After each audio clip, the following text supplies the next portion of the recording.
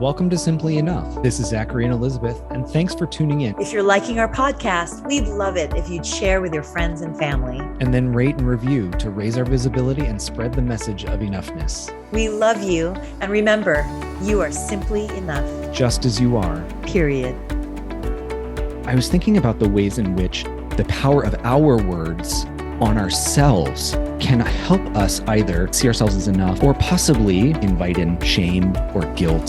Self-talk is important because, self-talk is really the only thing that we can control. Use your butter and toast analogy. Now I'm freezing up. You're the one who taught it to me. I know this was a little bit of a roller coaster for you, and I thank you for going with me on it. Because you sprung it on me. I totally did. Hello, everybody, and welcome to Simply Enough. I'm Mr. Zachary Leonard. And I'm Dr. Elizabeth Ignacio.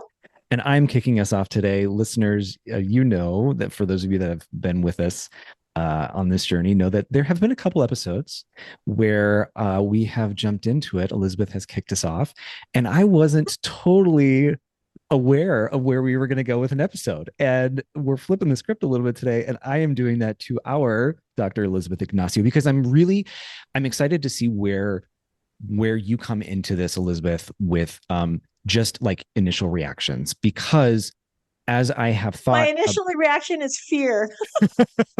Sorry, I interrupted. Go ahead. No, nothing to be afraid of. By any means. So I'll just kick us off, and then we'll see where we go. We've been talking about transitions. We've also we talked about, getting lessons from children, and that's kind of where we have been going. And I decided, as I was preparing for a training, to pick up this book by the people at Responsive Classroom. And Responsive Classroom is this social, emotional, philosophical approach to schools and education. It involves building community and setting like class contracts and really involving children in the decision-making of your classroom, as well as bringing in energizers and, ways to just like break the time and re-engage and everything. So it's a really comprehensive approach. And they wrote this beautiful book called The Power of Our Words. And part of it is formulaic and part of it is also cerebral.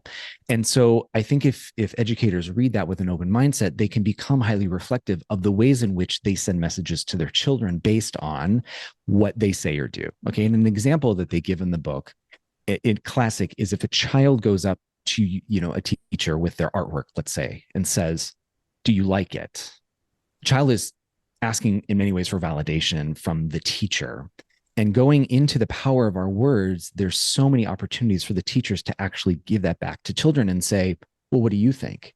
And what are your thoughts? Do you like it? Rather than, I think it's great, et cetera. And, it can feel a little to even the most well-meaning teacher, a little like, ooh, have I been doing this wrong or saying this wrong or et cetera? And that's not really what they're saying. They're just giving ways of thinking and feeling as well as strategies going forward, as we consider the words that we use to either uplift children or potentially could, bruise them or, crush their spirit, ego, et cetera. I was going back and I was listening to our episodes, and a theme kind of struck me. I was thinking about the ways in which the power of our words on ourselves can help us either see ourselves or see ourselves as enough, uplift ourselves, or possibly invite in shame or guilt or anything like that. And I started to pay attention to myself. So I did this like little kind of observed myself as I was going around my days and hearing people as well as hearing myself. And I noted some phrases and words that kind of caught me. And I'm just, I'm curious to see what you think about them. If other phrases or things, strike you. And then I just wonder the ways in which we can harness the power of our own words to uplift ourselves, give ourselves so much grace, space, and see ourselves as enough, rather than maybe even take on phrases that society just uses and throws out there without really kind of catching them and saying, wait a minute, what's going on here? So the first was, we've talked about like in terms of like the gym or food habits, things like a guilty pleasure, right? Or a cheat day. And, when you look at like just those two phrases, like guilty pleasure, there's kind of this indulgence about it that you're almost like not allowed to have Do you know what I mean by that? Yes, So, absolutely. Hmm. and so those particularly caught me how like rampant they are at the grocery store. You'll see like guilt free, or at the Yes. gym, like a cheat day or a cheat meal. It's pretty prevalent. How often those kinds of phrases are thrown around. I got stuck in a cycle on Instagram watching some reels, and the phrase hot mess came up a lot. I'm a hot mess, she's a hot mess, et cetera, et cetera. And at first I laughed. And then I thought about this idea of the power of our words. And coupled with one of the videos, they talked about, well, this person being in a midlife crisis. And I got really sad about it, honestly, because I just thought of the double layer of like calling oneself just this hot mess, and then saying that one was in like this midlife crisis. And I got sad because I just started to think of the ways in which that little like inner child, that like if we think about school and education and stuff, that's talking to our adult child, the ways in which that little child is hearing themselves talked about in that kind of way, and what Hmm. happens. And I can't help but wonder what happens when we put out there these kind of like throwaway phrases. What happens to our own sense of enoughness if we flippantly say this, knowing that sometimes we just say them, right? And there's a gray space in there. But I just can't help but wonder uh, what that does to our own sense of enoughness, and the ways in which we can give power to our own words back to ourselves and rethink some of these things, these phrases, so that we see ourselves, and we give grace, and we allow ourselves to not invite in shame or guilt or anything like that. So that's where I'm kicking us off today. So, like the last episode where we talked about transitions, I mean, I told you my own personal um, strategy of I refuse to think that my being in my 50s that I'm at a midlife crisis. Right. The reality is, I hope that I'm midlife, meaning that I hope that I live to 100 something, but it's not the midlife. So much that I Yep. tweak, it's that I don't see it as a crisis when Crisis. I'm reflecting on what where I've been, where Mm-hmm. I am, and what might, lie ahead for me, good Lord willing. So I just refuse to look at it as Mm-hmm. a crisis. I just Mm-hmm. don't think or see it as a crisis. Um, we've talked about also in previous episodes how, the longest relationship you're ever going to have is your relationship with yourself. And so we've talked about how do you talk to yourself? Like, how would you talk to your friend?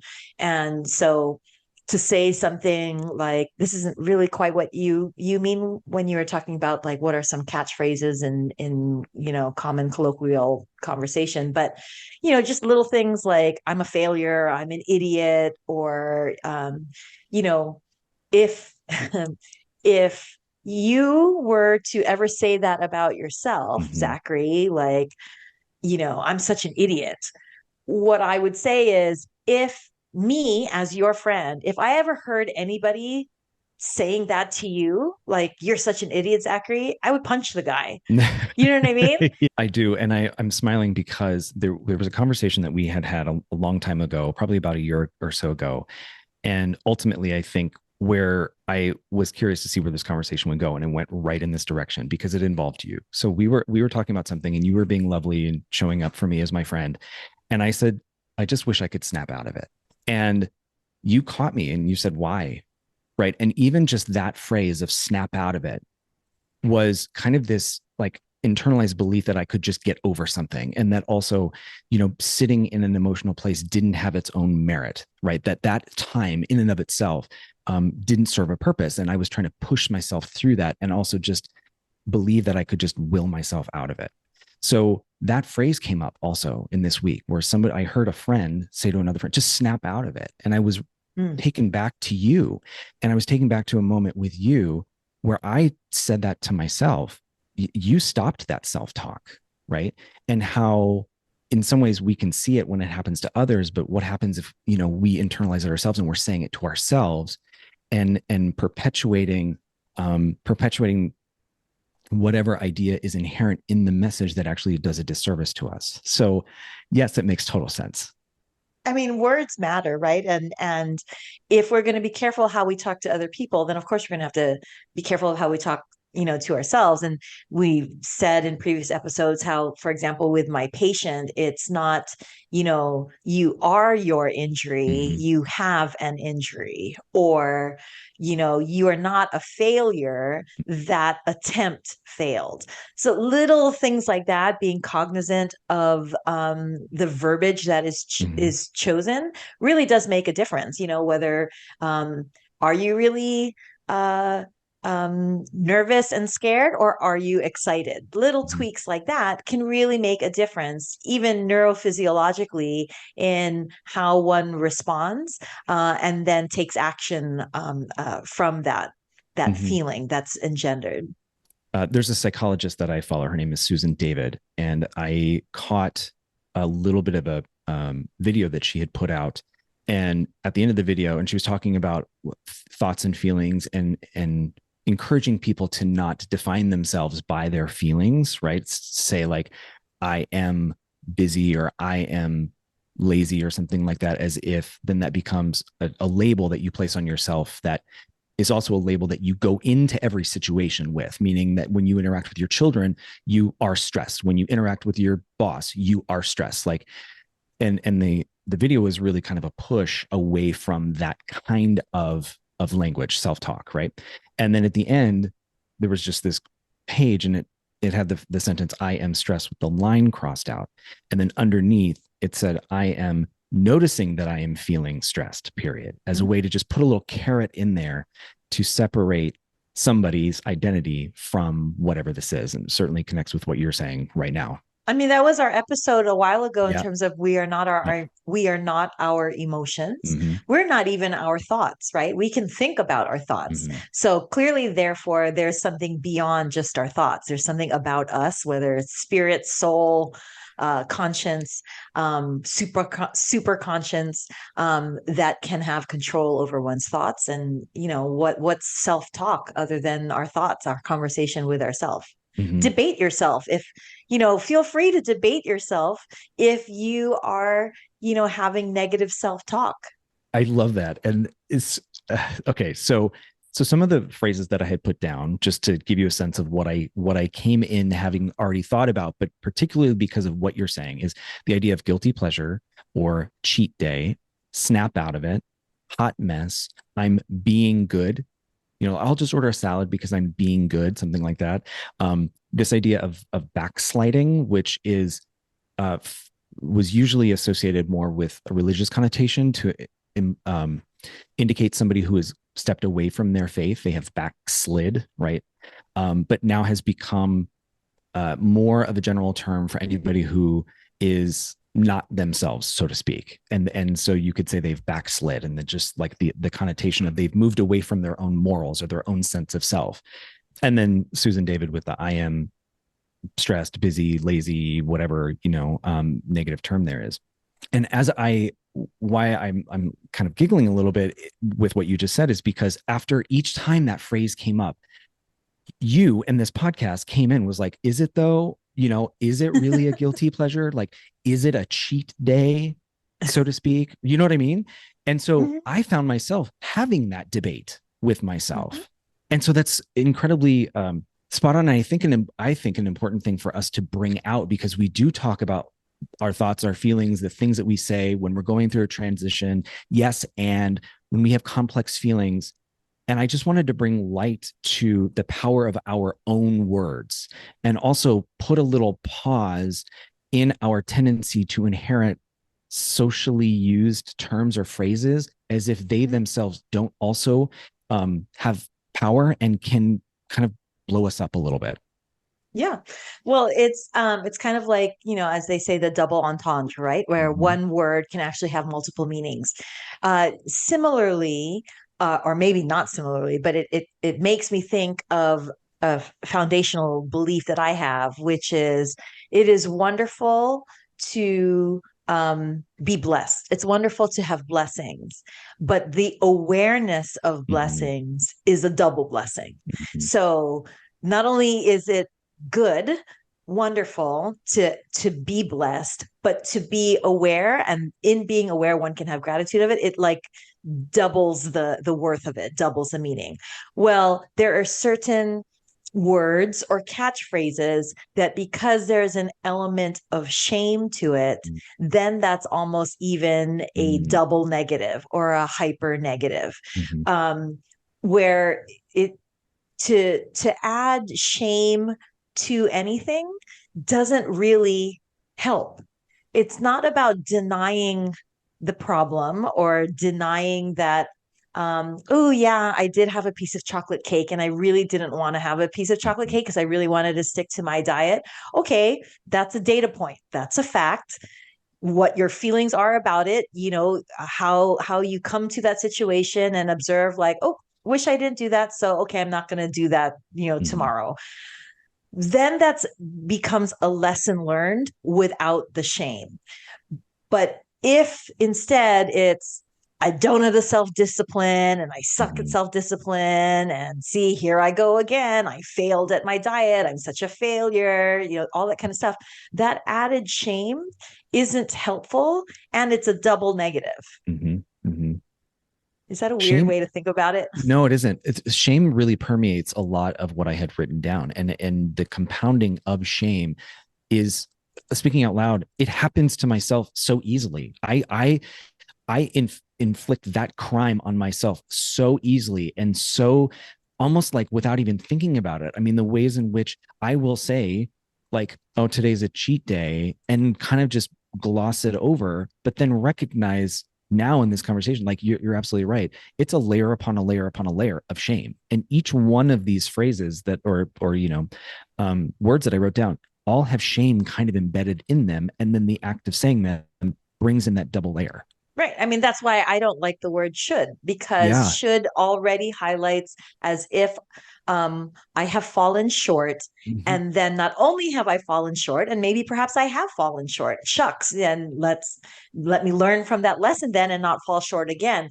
But added to the fact that, ooh, shucks, that choice, that decision, that action that I made, I fell short of my best self or my favorite self. Now on top of that, I'm covering myself with tar, Yep. in shame. And shame is just salt in the wound. There's nothing to Mm-hmm. be gained by shame. It's just salt in the wound. And because nobody likes the feeling of shame, the natural reaction therefore is to either numb it Yeah. away or deny it and repress it.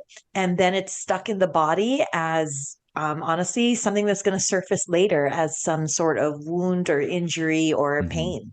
So there's really no purpose, no benefit, I should say, no benefit to shame. And this is coming from someone who learns or used to learn and thought that I learned best, if that's a way to learn, via shame. What I mean by that is, and I think I talked about this in previous episodes, in medical training and certainly in surgical training, especially in orthosurgical training, back in the day, one way of learning, is when you're being grilled, or the colloquial terminology is you're being pimped.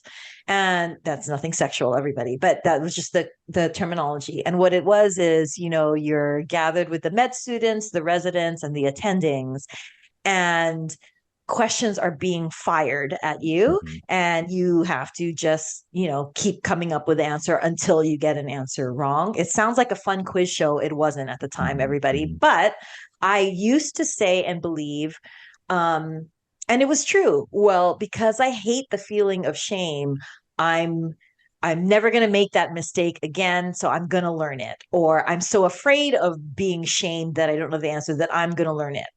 So, yes, I was successful in learning what I was supposed to learn. I was successful in being able to answer a lot of questions when it was time for my being pimped and grilled. But I mistook that in my quote success of being able to learn, that I was able to learn because of shame. Mm-hmm. Now, what I Yeah. say, dare I say, I learned despite the shame, or I Mm-hmm. learned in fear of shame. And learning in fear is not the way to imprint the lesson in a healthy way. Mm-hmm. Does that make sense? That was a Yes. lot of words, but like No. it just triggered me because I used to truly feel like, oh, I'm so afraid of not knowing the answer, and then I'm going to Yep. feel like shame that I'm going to learn it.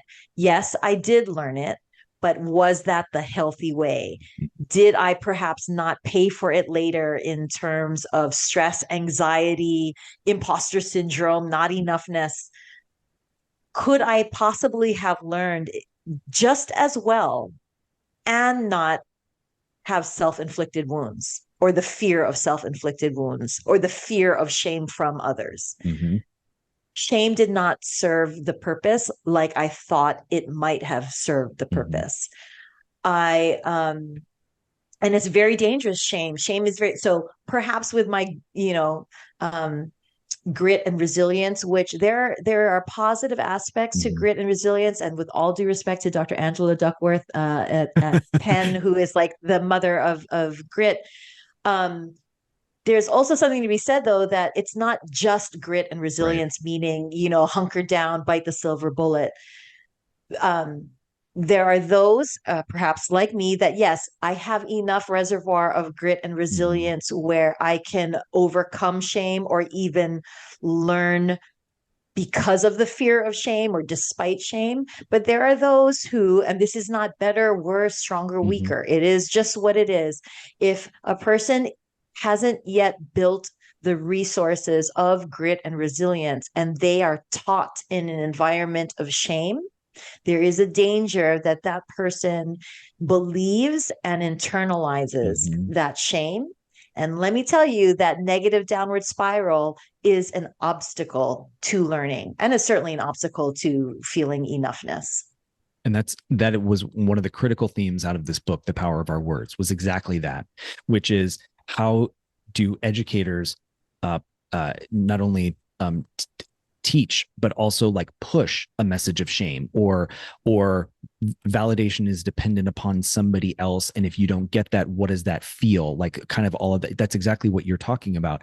And what I find most interesting about where this conversation has gone is how, even if the world externally imposes these things on us, particularly, let's say, in a learning environment, education, etc., um, there are still ways in which we do this to ourselves, and we bring that upon us based on the examples that we're given, and our young children are the most impressionable in that regard. And to your point, learning associated with shame belies that there are other ways one in which one can learn.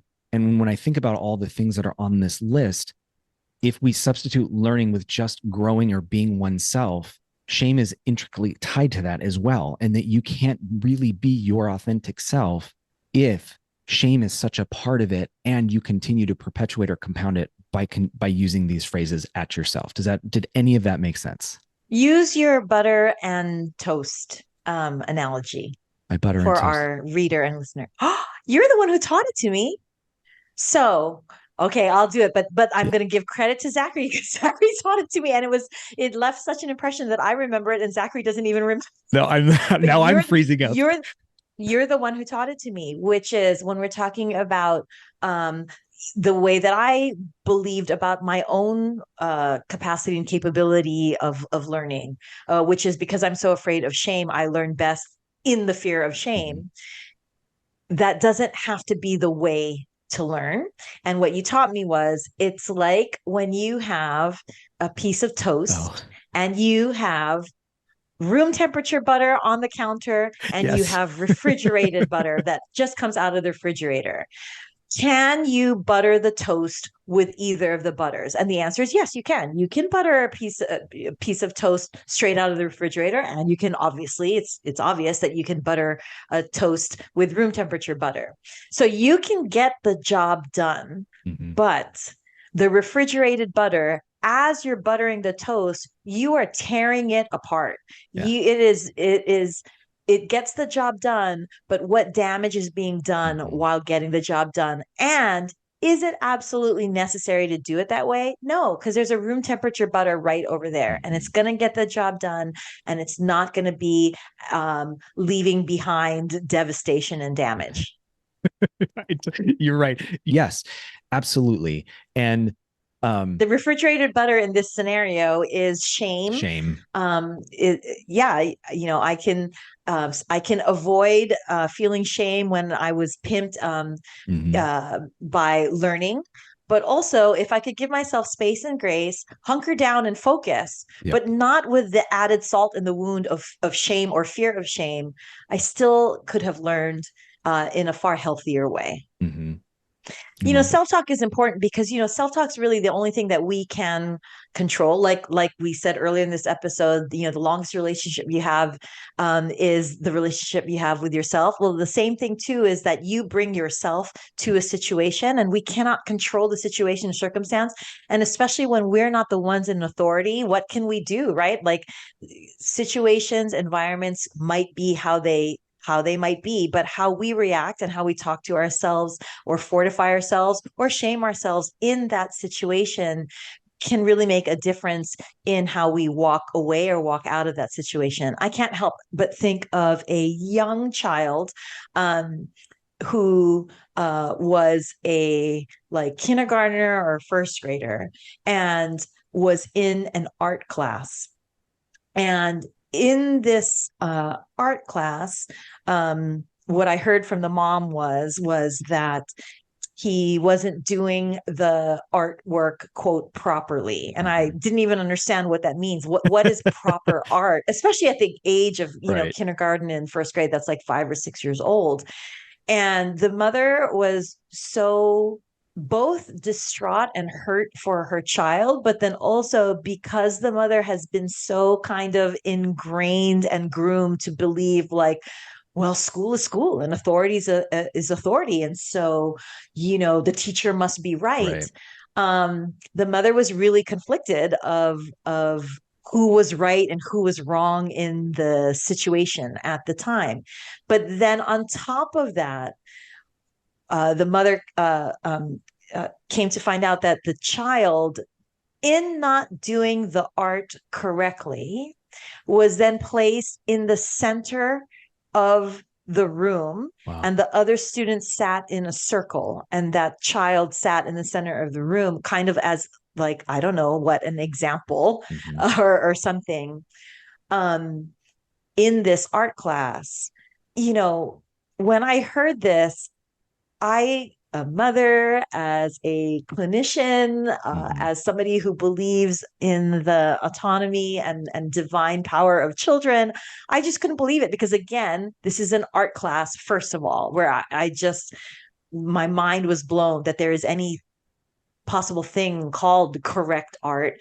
But then to shame a 5 or 6 year old by placing the child singularly in the center of a circle so as to be like a monument to shame, as an example, I couldn't help but get teary-eyed for Hmm. both the mother and the child, um, and really quite indignant for that teacher, because Hmm. what a way to imprint on the child their sense of being completely and totally an example of Hmm. who and what is wrong. Hmm. And no 5 or 6 year old or 55 or 56-year old should feel that way. And I thank you for sharing that story. Insofar as I worry at times we do that to ourselves, that we put ourselves in the center of that circle without really understanding the level of shame that we have just imposed upon ourselves. And I think in just paying attention these last 2 weeks to what I hear, what I say, what others say about themselves, I was struck with just how often it happens. How often it happens we either do this to others or really, like, more seriously, we do this to ourselves. And the shoulds and the phrases that we just kind of flippantly throw out there can, not necessarily always, but can put ourselves in the middle of that shame circle. And we are doing it to little 5-year-old Zachary, or even 42-year-old Zachary. And so I was struck by just how quickly, how easily, and how frequently we do that. and how upset, you're absolutely right, we would be if we saw it happen to a child. What would happen if we like put that back on ourselves, and like would we could we see that same level of like anger or frustration that it's happening to somebody else, and give ourselves that room to be like, I'm not going to allow that to happen to myself. And for those of you who like the inner child doesn't resonate and they're like, Yeah. if you're a reader or viewer and you're like, I don't get this inner child woo woo thing. Okay, fine. Then would you allow somebody to talk to your best friend that way? Mm-hmm. No, that's what I meant earlier in the episode where like if you were to tell yourself, Zachary, oh my God, I'm such an idiot. Yep. If somebody were to tell you that, I would want to punch that person. Not that I want to punch you, Zachary, Right. but it's just kind of like, why would we accept that talk from ourselves if that's unacceptable for us to hear others talk about others that way? Do you know what I mean? Oh God, that was clunky, but you know No. what I mean? On a positive side, that's typical me, right? Like, okay, well, now we've pointed out that. Yeah. Let's also point out what can we do in terms of how you can sneak in or exchange, right? So Mm-hmm. it's not just abandoning negative talk, which is a great thing, but a really helpful thing is not to just abandon or let go of negative talk, but actually replace it, right? Mm-hmm. So let's replace that with positive talk. One of the easiest things is just my luck. Mm-hmm. So I tend to kind of, in my own mind, when things go great, I just perpetuate like, Uh-huh. that thought process of like, well, I'm just a lucky person, and Mm-hmm. just my luck. Yay, I got Yeah. that parking spot. Or my kids always tease me, whenever I see even a penny on the ground, I'm so happy to see a penny, and I'm quick to grab it, not because I'm trying to purchase anything with it. Like Right. I'm not getting it for like the value of the Yeah. penny. It's more the symbolism of like a lucky penny. Mm-hmm. Look what the universe has for me. It's just a reminder of how lucky I am. I just keep reinforcing that thought of like, I'm so lucky, I'm Mm-hmm. so blessed, and Mm-hmm. here it is again, proof of that. And I I do say that, and in terms of it's not positive affirmations Mm-hmm. where, and some people do this and that's great, good for them. It doesn't really resonate for me. I feel kind of awkward sitting in front of a mirror saying I am this and I am that. Same. That does work for great people, but Yeah. for me it does not work that way. But definitely in my mind and in my head, I do think throughout the day when wonderful things happen, and this is where gratitude comes in. I Mm-hmm. think, wow, I am blessed, or Mm-hmm. wow, I am highly favored. Do I have my troubles? Do I have, um, difficulties or Mm-hmm. things to grapple with and deal with in life? Absolutely. My life Mm-hmm. is not rosier than anybody else, but I'm certainly that double blessing of being Mm-hmm. aware of my blessings reaffirms um that thought process, which reaffirms the identity Yeah. because of that self-talk and that repetition.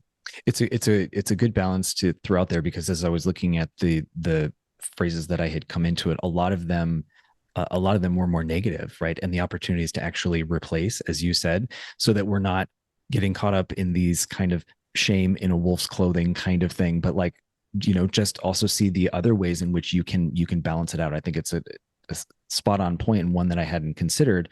And also the Because we ways don't in, want to yeah, please go ahead. because we don't want to live our life in avoidance, right? We don't Sure. want to we don't want to just walk on eggshells and be afraid of, well, I don't want to say this and I don't Sure. want to say that. And it's helpful to not just avoid, but like I said, replace. What else can we say instead?